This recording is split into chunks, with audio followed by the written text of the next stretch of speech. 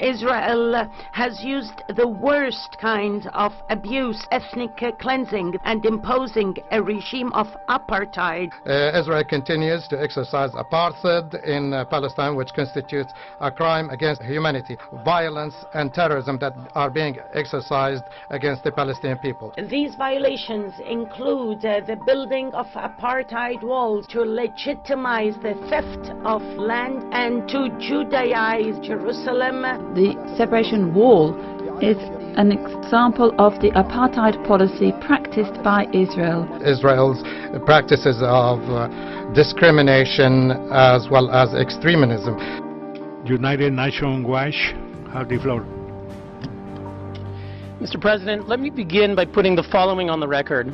Everything we just heard from the world's worst abusers of human rights, of women's rights, of freedom of religion, of the press, of assembly, of speech, is absolutely false and indeed Orwellian. Today's report does not consider Israelis to be deserving of human rights, consistent with the approach of this Council, where today's notorious agenda item against Israel completely ignores their human rights.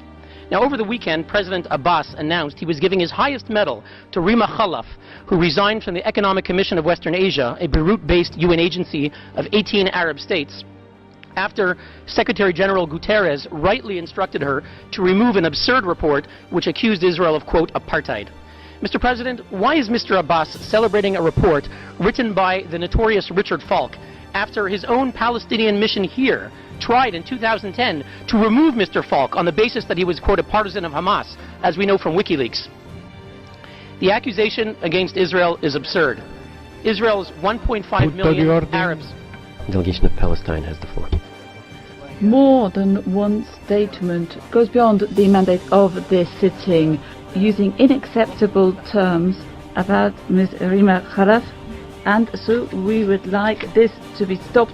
We have noted some terms which are humiliating vis-à-vis the Council, and we call for the respect of our traditions within the Human Rights Council. Thank you.